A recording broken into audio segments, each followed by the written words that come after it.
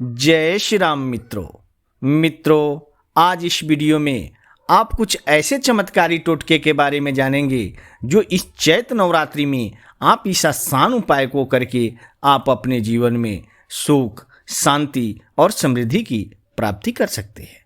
मित्रों, मैं यह नहीं कहता कि टोटके करने से ही आपके जीवन में सुख शांति आ जाएगी।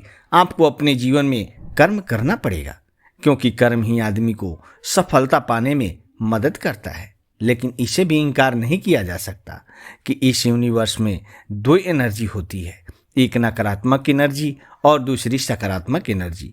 जब हमारे घर में नकारात्मक एनर्जी का वास हो जाता है तब हम काम करना तो चाहते हैं, लेकिन हमारा शरीर और मन हमारा साथ नहीं देता, जिसकी वजह से हम अपने काम को सही ढंग से नहीं कर पाते और हम असफल हो जाते हैं। वही पॉजिटिव एनर्जी हमें काम करने के लिए प्रेरित करती है और हमें कामयाबी की उस मंजिल को प्राप्त करने में मदद करती है जो हम पाना चाहते हैं। इसलिए ज़रूरी है कि हम छोटी छोटी उपाय करके अपने घर में सकारात्मक एनर्जी का वास कर सकते हैं, जिससे हमारे घर में सुख, शांति और समृद्धि का वास हो और घर में हमेशा खुशियाँ बनी रहे। मित्रों, इस वीडियो को अंत तक जरूर देखना और चैनल पर नए हैं तो चैनल को सब्सक्राइब करके एक लाइक जरूर कर देना। मित्रों, सनातन धर्म में किसी भी नवरात्रि तिथि को बहुत अधिक महत्व दिया जाता है।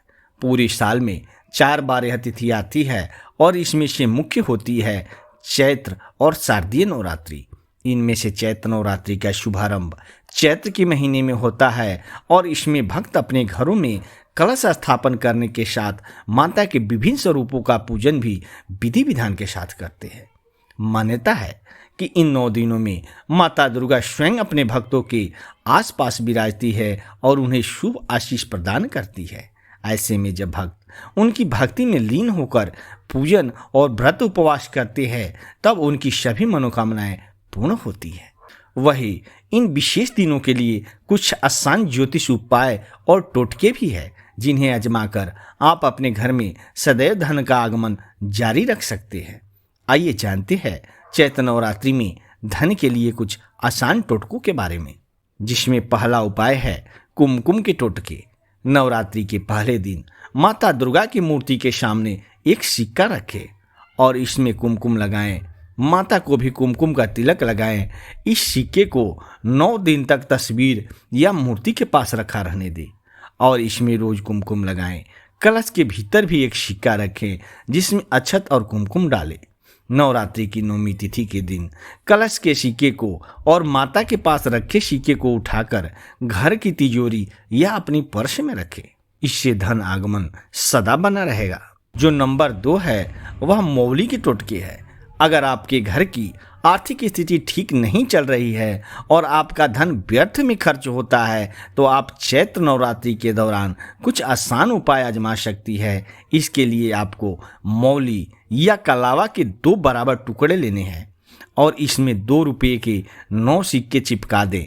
दोनों टुकड़ों को कलश स्थापन वाले दिन ही मंदिर के दोनों तरफ टांग दें। जैसे ही नवरात्रि का समापन हो जाए, सिक्के लगे हुए कलावा के दोनों टुकड़े को अपनी तिजोरी में या पूजा स्थान के अलावा घर में किसी पवित्र स्थान पर रखें। इस टोटके से आपके घर में बरकत रहेगी और कभी भी धन की कमी नहीं होगी। जो नंबर 3 है लौंग के टोटके। फूल वाली 5 लौंग ले और सभी को कलश स्थापन वाले दिन माता दुर्गा की तस्वीर के सामने रख दे।